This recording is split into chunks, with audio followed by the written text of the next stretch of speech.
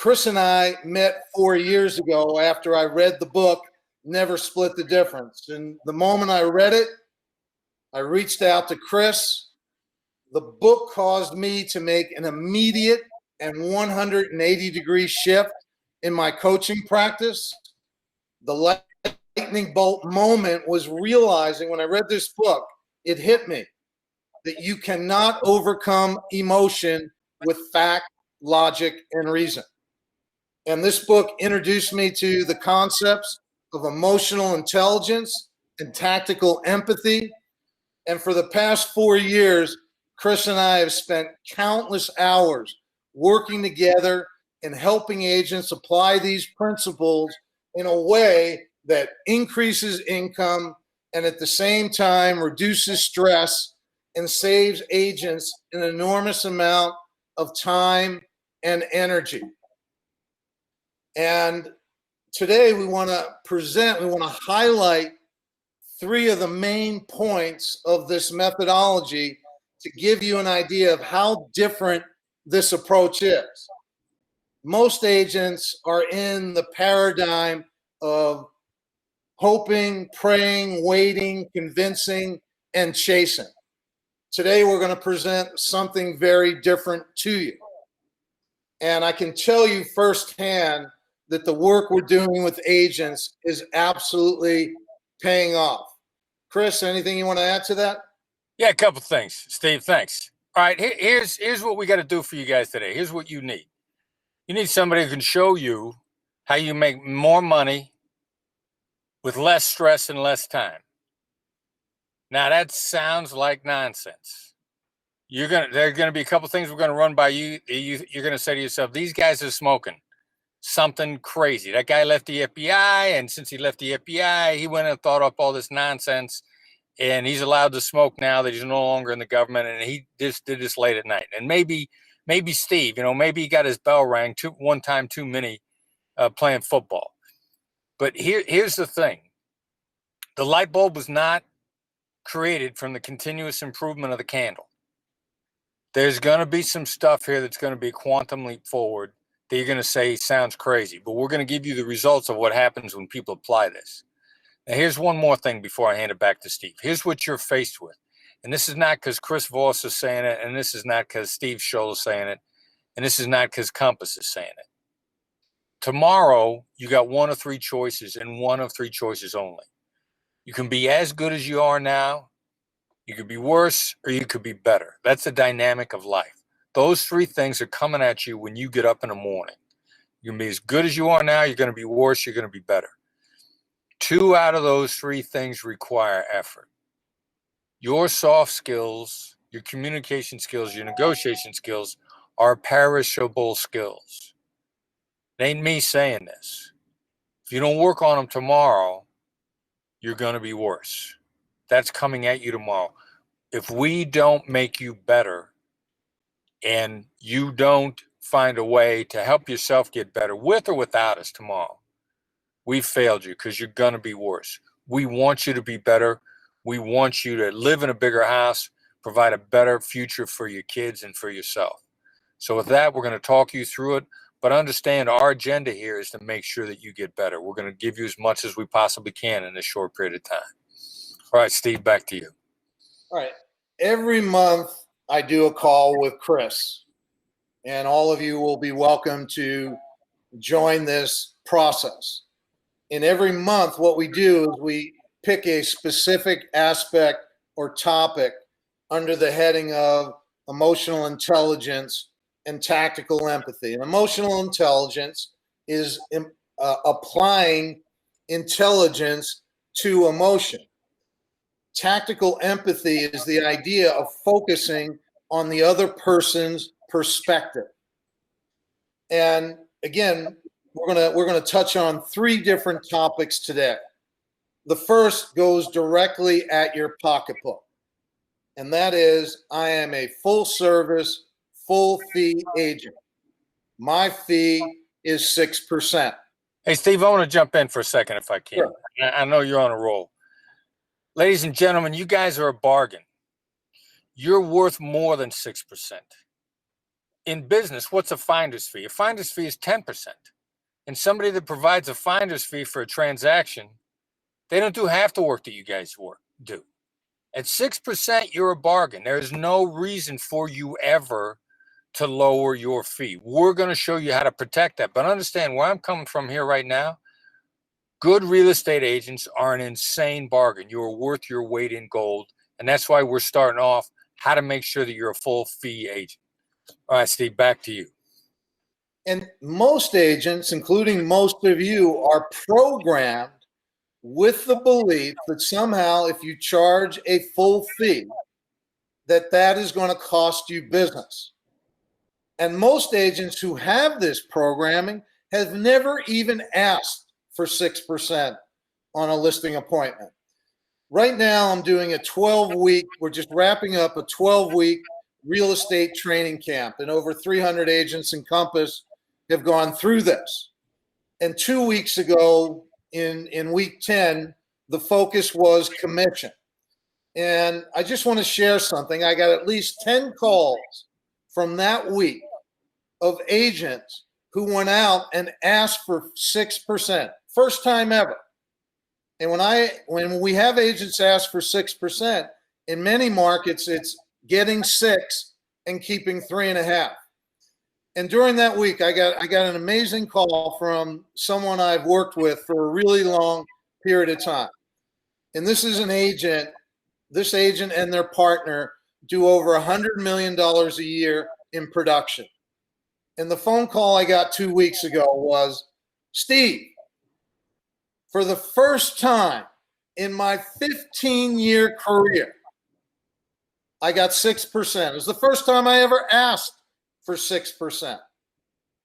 And again, I had at least 10 calls of people getting 6% for the first time, many of them keeping 3.5.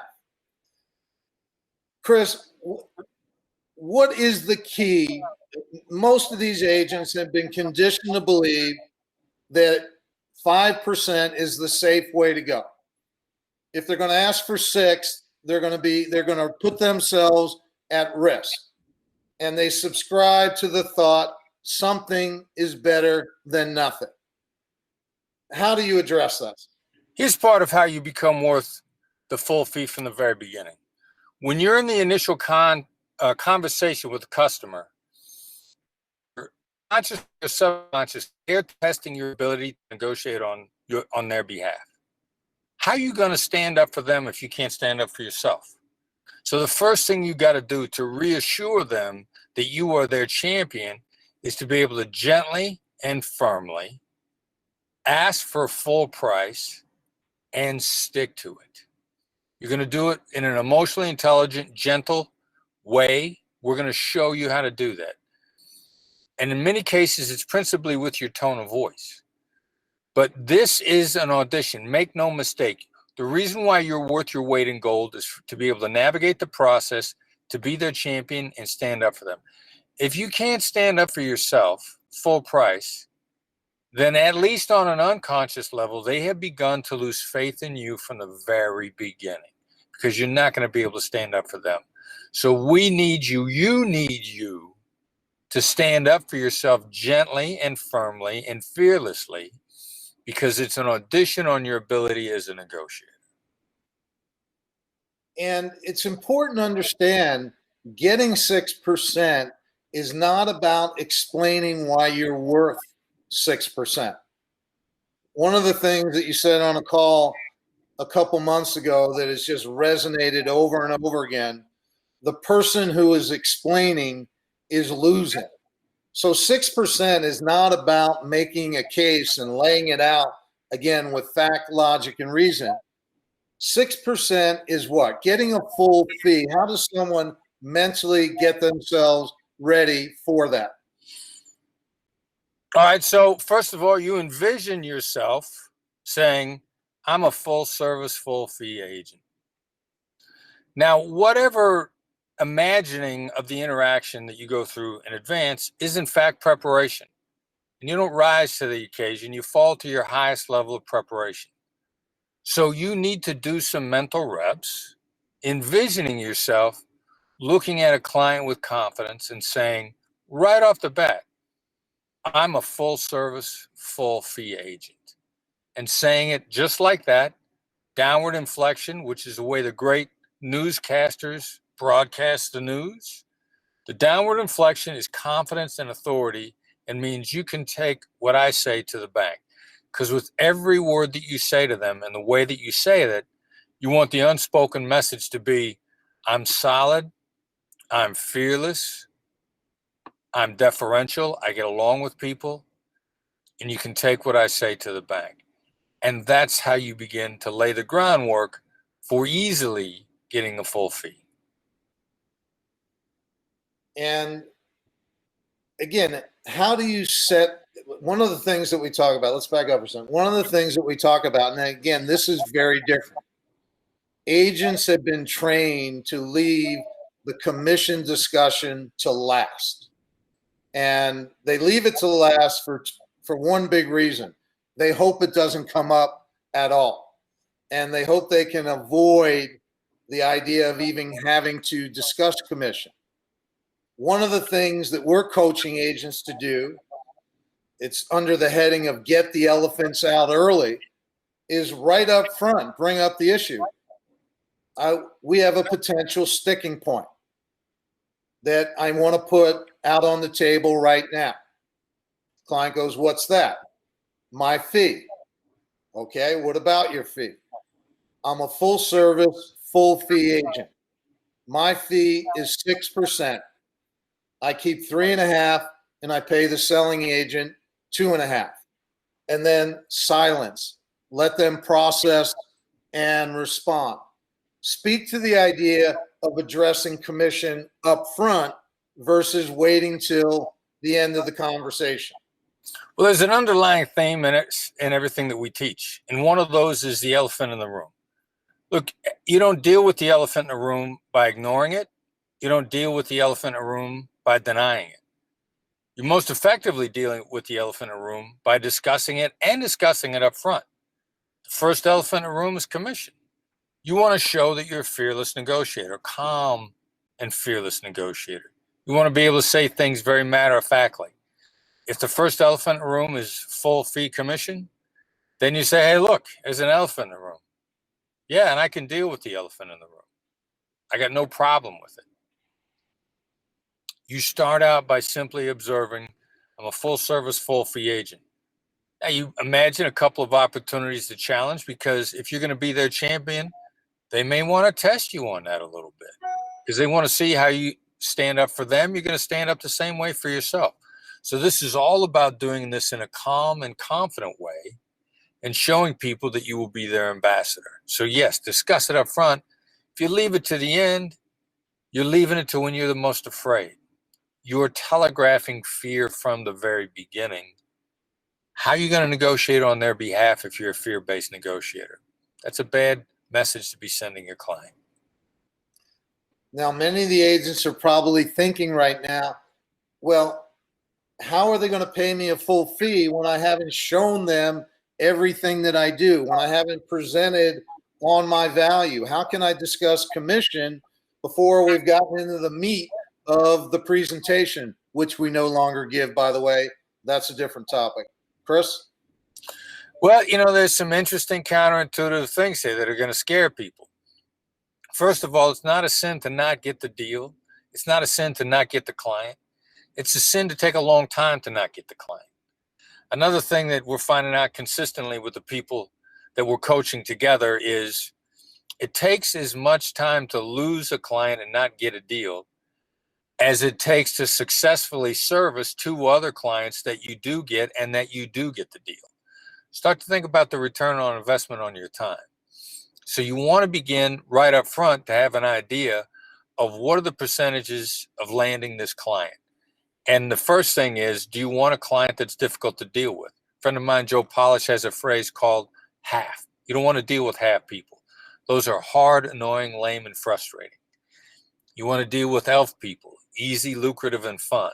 So this is as much of an audition for them as it is for you. And we are here to tell you that there are more than enough people out there that want to work with you want you to be their champion, want to pay you full fee. And there are a lot of other agents that are going to fail with these people. Let the other agents fail with them. Focus your time on people that are a good match for you. And if they want to pay somebody what they're worth to start with, they're a good match for you. So again, what's very different about this is A, we're going to believe that we're worth it. B, we're going to address it right up front. We're going to change our programming from my fee, charging 6% costs me business to charging 6% brings me business, because it's an actual demonstration of my value. So we're going to change our paradigm. We're going to address it up front rather than wait till the end. We're not going to explain why we're worth more, because if we're explaining, we're losing. Any other points that you want to make around the commission discussion? Yeah, and thanks, because I realized I didn't exactly answer your question before. You guys have worked hard on those presentations. You got a whole presentation, you got a whole marketing plan, you've worked really hard on it. You want to lay that baby out. That's not really where your value is. Your presentation, your assessment of the market, your marketing plan is not that different than anybody else's. As soon as you start launching into that presentation, you now look like everybody else. You now make yourself a commodity. Your value is your ability to navigate the process, the difficult aspects of this. And that is really where a great agent's value is. How do you walk them through one of the most stressful times of their entire life without pretending like it's all going to be sunshine and roses? Because you guys, if you've been exposed to the industry for more than 5 minutes, let alone if you've been in it for more than 5 minutes, you know that this journey's a rocky one. You also know that this is one of the 5 most stressful events in people's lives. The buying and selling of the home, regardless of their experience, is a high stress environment. Your marketing plan is not what navigates this stress environment for them. Your approach to them, your emotional intelligence is what navigates it for them. One of the people that we've talked to about this recently, when we were laying out the game plan for how we coach people, we're working on a book about real estate negotiations. We're working with a writer and we're explaining to her about how we're coaching agents. You know what she says to us? I've been on a real estate agent's mailing list. How long did she say? 8 years? 8 years. 8 years. She's been on this agent's mailing list for 8 years. In that 8 years, she has been involved in 3 real estate transactions, buying and selling of her home. None of them with the same agent, and not one of those transactions with the agent who's got her on her mailing list. So that agent, I got no idea if she's completely oblivious to the fact that this woman that she's sending weekly, monthly updates to has closed 3 transactions, not involving her in a single one. But there's an issue here of time that's being wasted by the agent that has continued to try to nurture this lead. If she hasn't gone with her in 3 transactions, she's not going to. Our job is to help you understand how to stop wasting time on someone who's never going to close a deal with you. So that's a good segue into the next point I wanted to touch on today. Agents are always faced with the dilemma of wanting to tell the truth, especially let's talk about listings and price, or with a buyer, what it takes to buy a property, either way. However, the dilemma is if I tell the truth, in some way I'll be penalized because someone's going to tell them something else. And one of the core principles that we teach is be a straight shooter, that people want to hear the truth.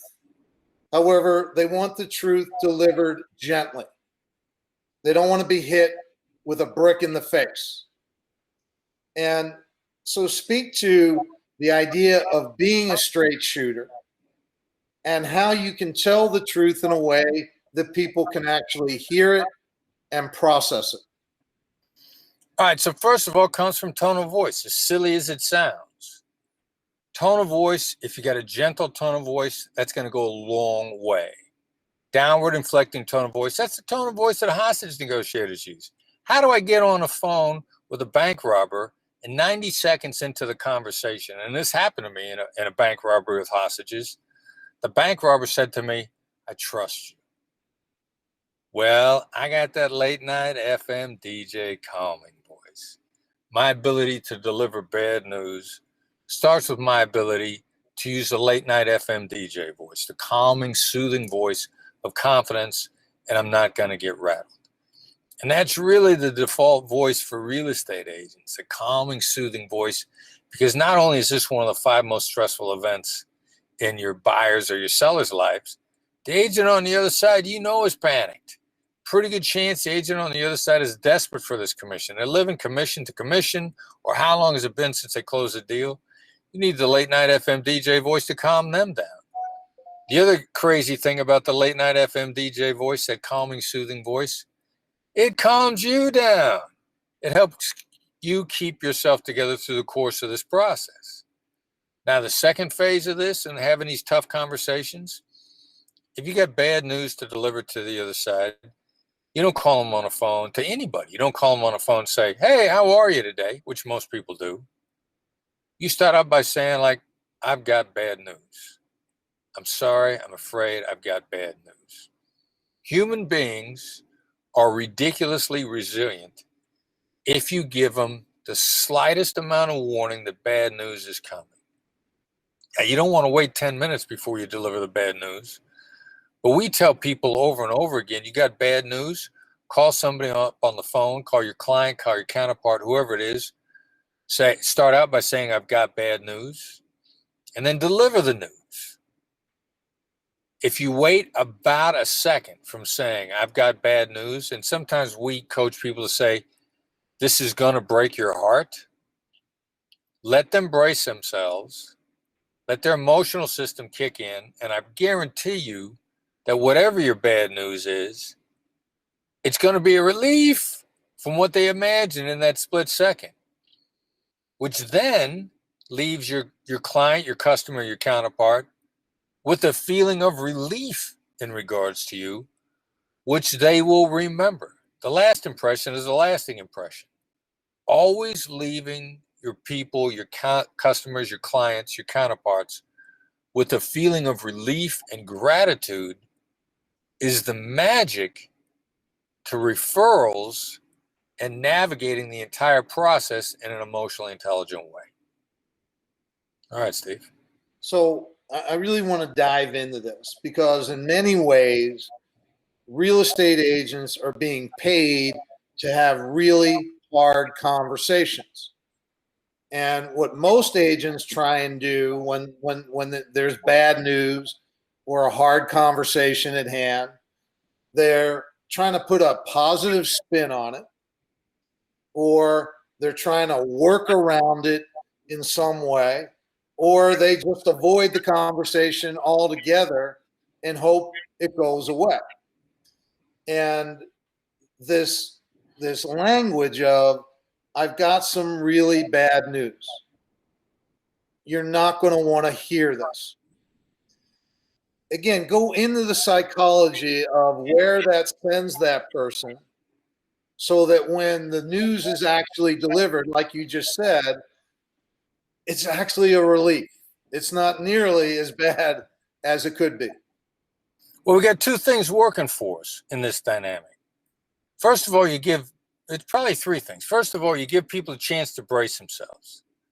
Secondly, although we haven't mentioned it now, our job, besides making sure you get full fee, is to increase your referrals, increase your referral rates. Everybody knows the data out there, and the data is that 80% of buyers and sellers say they're going to refer their agent, and only 20% do. Now, what's going on there? Well, here's what's going on. People don't like getting caught off guard by bad news, and they don't like getting bad news without being prepared for it. So when you have bad news and you start out with saying, "Look, I got bad news. You're not going to want to hear this." You now give them the opportunity to brace themselves, and so they're not caught off guard. That's one of the ways that you become a straight shooter. You're not hiding the truth. You're telling the truth in an emotionally intelligent way. And that begins to immediately impact what's going to happen with your referral on the other end. Or you could be the agent that's keeping somebody on their mailing list for 8 years and doesn't get involved in a single transaction with that person. This is how you begin to shade the odds in your favor. Don't let people get caught off guard by bad news. Let them hear it in an emotionally intelligent way. Let them brace themselves, give it to them. Their emotional system kicks in a negative way, always imagining something worse than what you have to say. When you deliver the bad news, they're at a minimum braced for it. More than likely, it's actually going to be a relief. And the relief is what they're going to remember.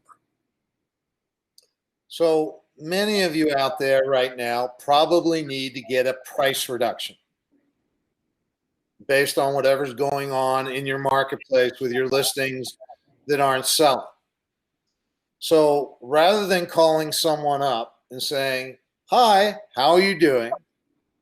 You're going to call them up and say, "I've got an update.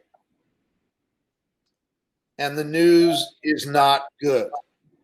And you pause. You're really not going to want to hear this. Pause again. We've got to lower the price to X. And then be silent.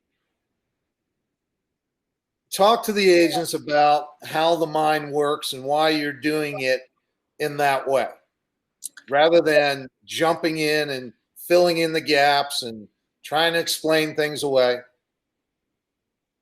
Now, Steve, how many people are sitting out there right now saying to themselves, these guys were out drinking late one night and they just thought this nonsense up? Either that or everyone. These guys there in Southern California, marijuana has been decriminalized. They can buy at a local store. These guys are smoking something. Well, in point of fact, here's what's going on with the brain. This is a neuroscience that we found out. People are wired to be negative to start with. Survival mechanism in normal functioning, your survival mechanism is 75% negative. You're going to think negative thoughts in normal functioning. Now you add in people who are in one of the 5 most stressful events in their life.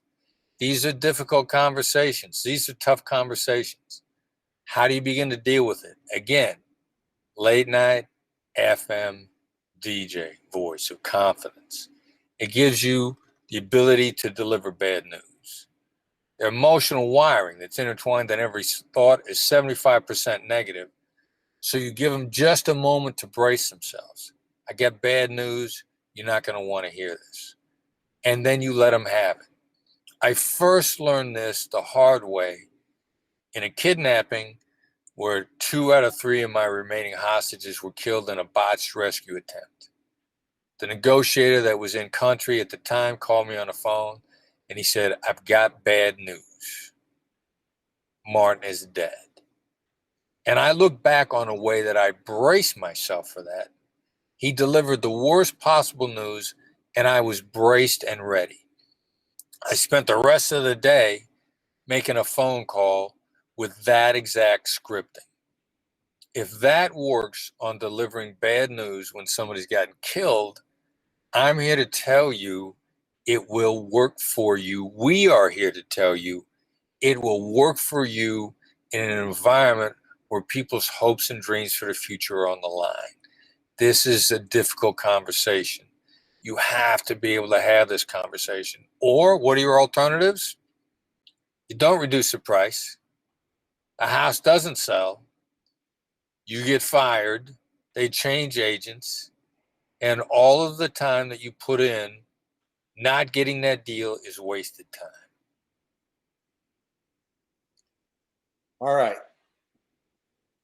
Let's go to another big topic. And in many ways, this is an organizing principle that permeates everything that we're teaching and coaching right now. And this is something, unless you've been introduced to Chris, unless you've been part of my coaching, this is not anything that anyone has ever thought about It's not anything that anyone has ever taught you, and yet it's present 100% of the time. And this is the concept of the favorite or the fool.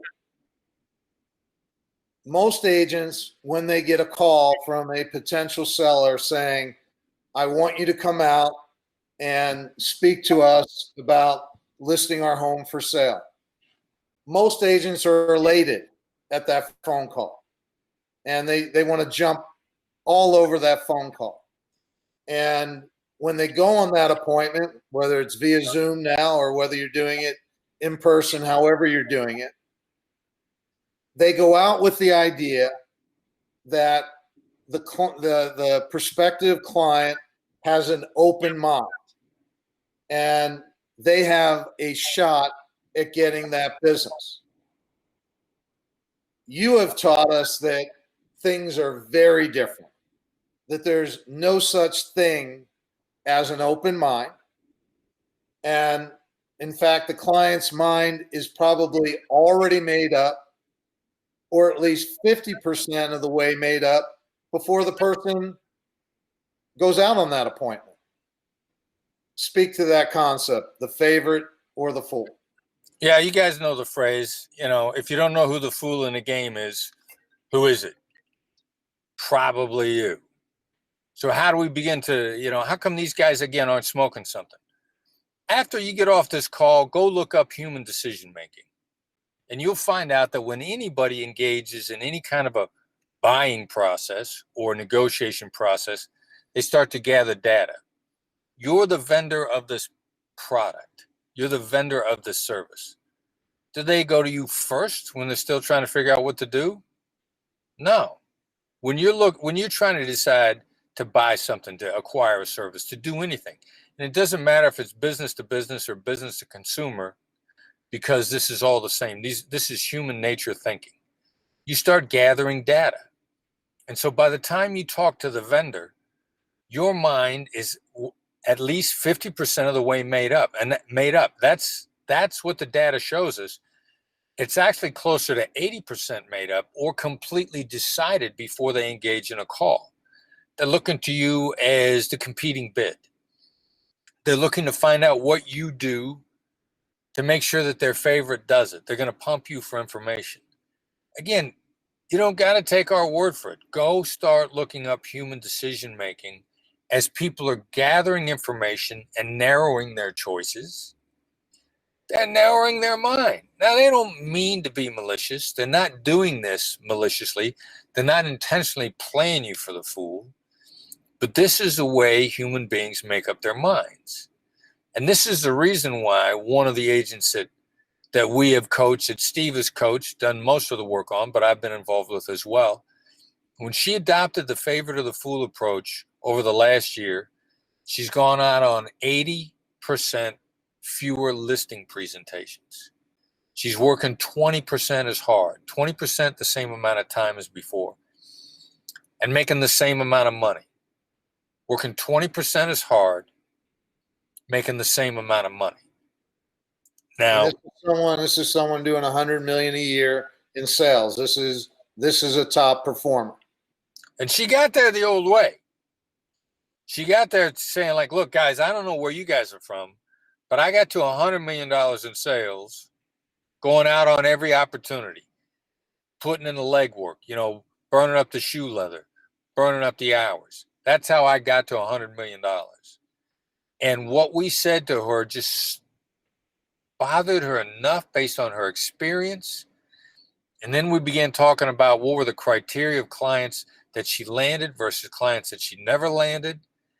And she began to discover the patterns of what made her the favorite and what wasn't. And now she's applying it actively. And imagine getting 80% of your life back and making the same amount of money. Imagine what that does in your quality of life and your hourly rate and what you're actually worth. So this is a critical, and it's probably the single most frightening concept that we coach people on.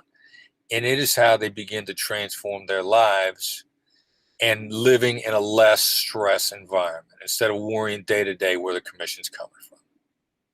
So let's scare everyone even more. What we are saying right now is we are coaching our agents to not go on listing appointments unless they determine up front that they are the favorite. Talk about sheer lunacy. How can we do that and still look at ourselves in the mirror every day? Well, the reality, it's not you creating this environment. This is the reality of what the environment is.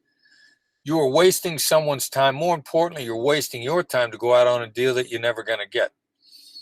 You are giving away your intellectual property for free. I recently interviewed 3 vendors of a service, knowing in advance who I wanted. Who I wanted was determined by the advice from my trusted advisor.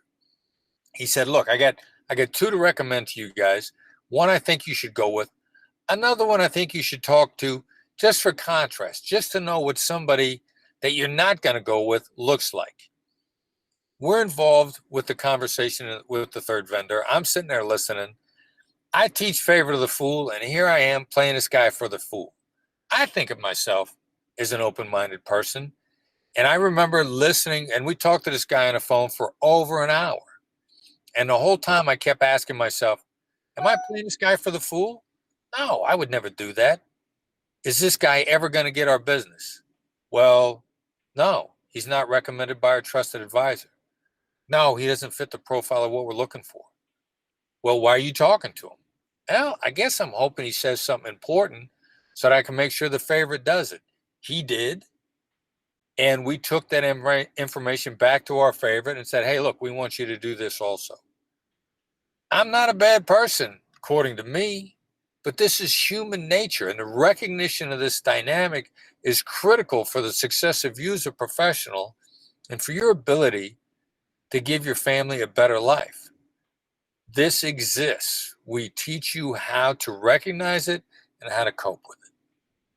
So what we're coaching people to do is, rather than going out on the appointment and trying to win the business based on a presentation, what we're saying is recognize that the prospective client, their mind is already made up, or at least 50% made up. And what you're trying to determine, are you the favorite or are you the fool? And there's 5 specific criteria that you can tap into to determine this. So when someone calls you and says, we'd like you to come out and talk to us about selling your home, you're going to say, would you be opposed to having a 15 to 20 minute conversation by phone or Zoom first? Is now a bad time? And assuming they say, yes, let's talk now. The first thing you're going to figure out is, are they calling you or are they calling agents? Are they specifically calling you, or are you just randomly being called because you're a real estate agent? And one of the concepts that you teach, Chris, is proof of life. Is there a deal here? And is there a deal here with me? So speak to the idea up front of saying, why me? Why did you call me? Why is that important in terms of this concept of favorite or fool? Well, and you touched on one of our magic words. Ladies and gentlemen, we could go into great depth on you being careful with the word why, but the only time you should ever ask anybody why is when it triggers them to defend you. With there are a lot of real estate agents out here. There are a lot of people that are really talented. Why me? Now, that's an emotionally calculated pride, because why always makes people defensive, always. And the only time you want to use the word why is when it triggers them to defend you. Now, this is a test that hasn't failed us yet, but we've got a number of backup ways to confirm it. Here's what's going to happen. They'll tell you right away. If they tell you right away, with their mind 50% of them made up already at least, they're already envisioning doing business with you. You are getting solid data back right away that you are the favorite. Things are starting to look good. If they can tell you, there's going to be two other responses. One is to put it back on you. Well, why wouldn't I? Or, of course, that's up to you to tell me. Ladies and gentlemen, we're here to tell you right now that they just told you that going into this conversation, they had no vision whatsoever of doing business with you. You have now begun to fall into the category of the fool, the competing bid, the person they're never going to go with. If they can't answer it, or if they put it back on you, that's bad news. Now, what you do with this as you move forward is position yourself as best as possible to pick them up after the other agent fails them. But you've just been given some really solid data on whether or not you're the favorite or the fool by using the word why. And this is the only time you should ever ask anybody why, using the word why up front to see if you can trigger them defending you.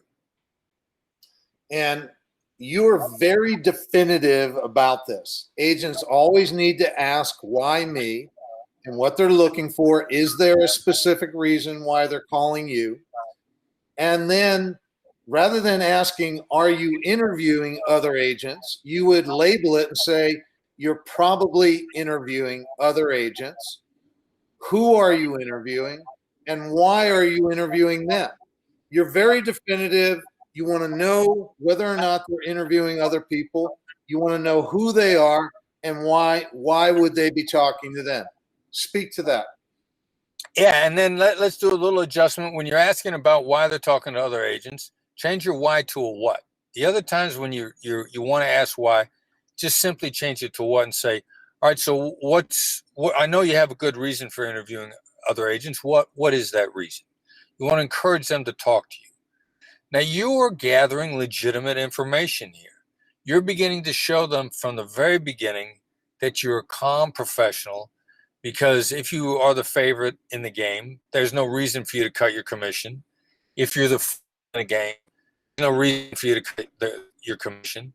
So you're beginning to position yourself to have the full fee, full service agent conversation by demonstrating to them from the very beginning what full service looks like.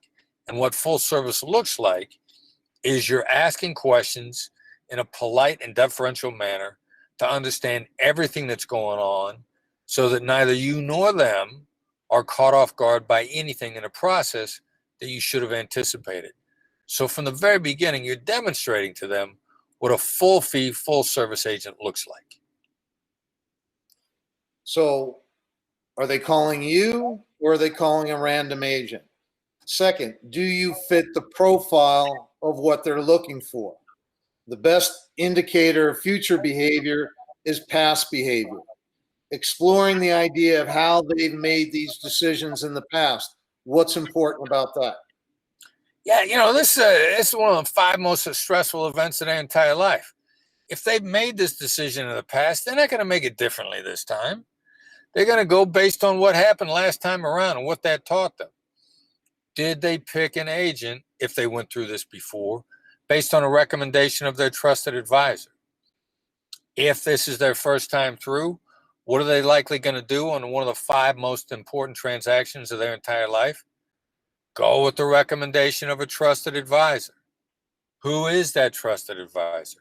Are you on that trusted advisor's recommend list?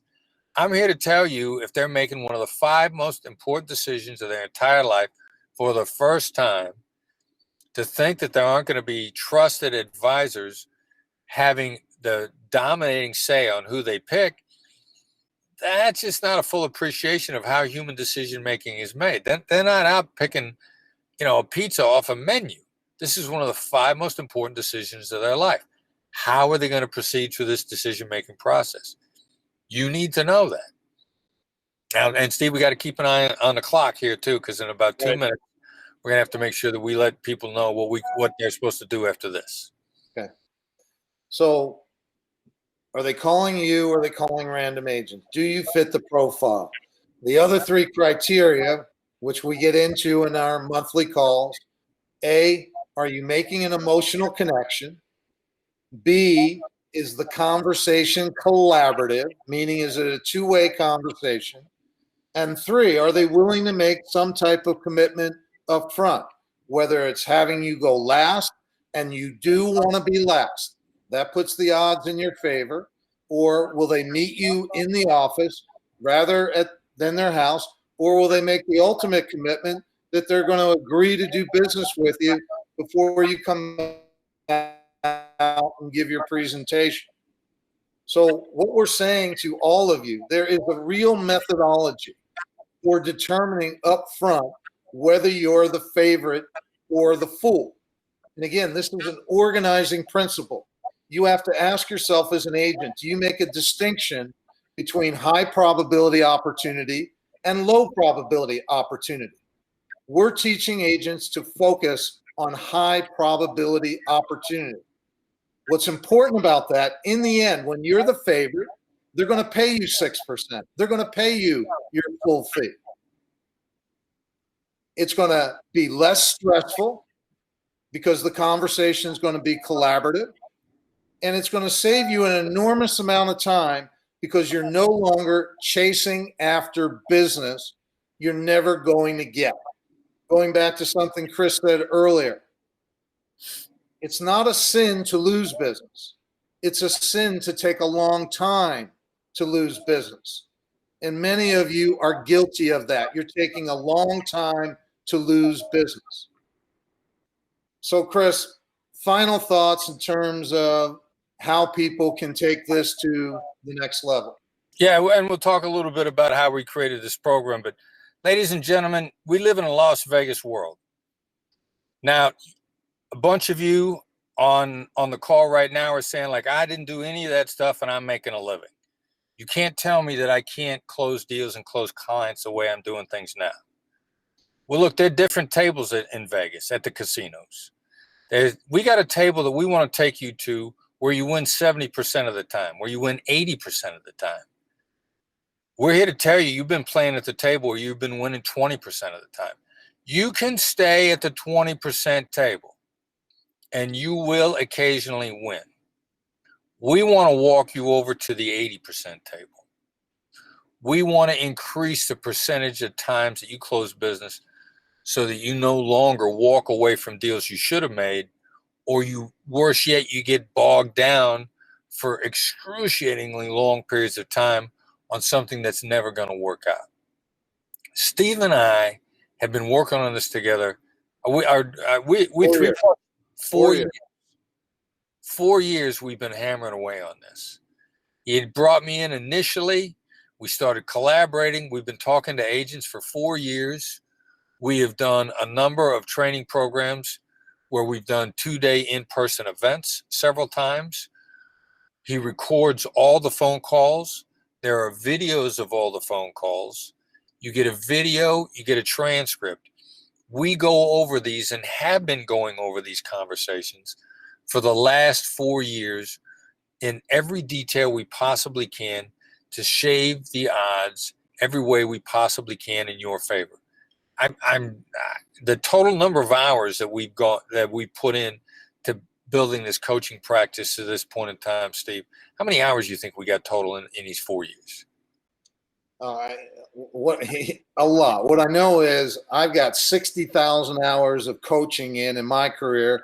You have something similar in yours, and together for the last 4 years, it's been nonstop. And we're telling you about the people's lives we're making a difference in. The favorite of the fool is among the game-changing things. It's a simple concept. We can coach you up into it. Your biggest obstacle is going to be your fear to do it. Your biggest obstacle to being a full fee commission is asking for it. How to ask for it in an emotionally intelligent way. Your biggest obstacle to getting more time back in your life is simply making adjustments in ways that are different from what you've gone through up to now. The light bulb was not invented from the continuous improvement of the candle. There are some very different things that we've shared with you now. It's going to bring a lot more light into your life.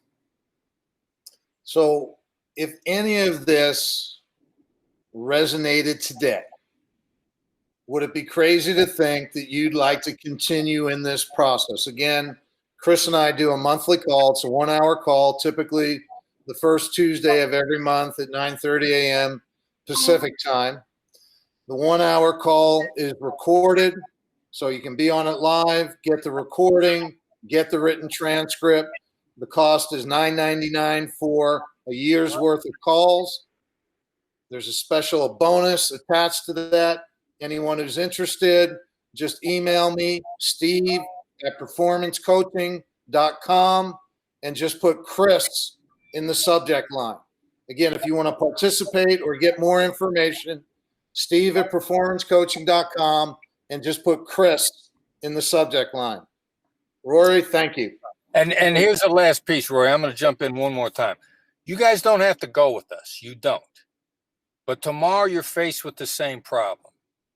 You're either going to be even, you're going to be worse, or you're going to be better.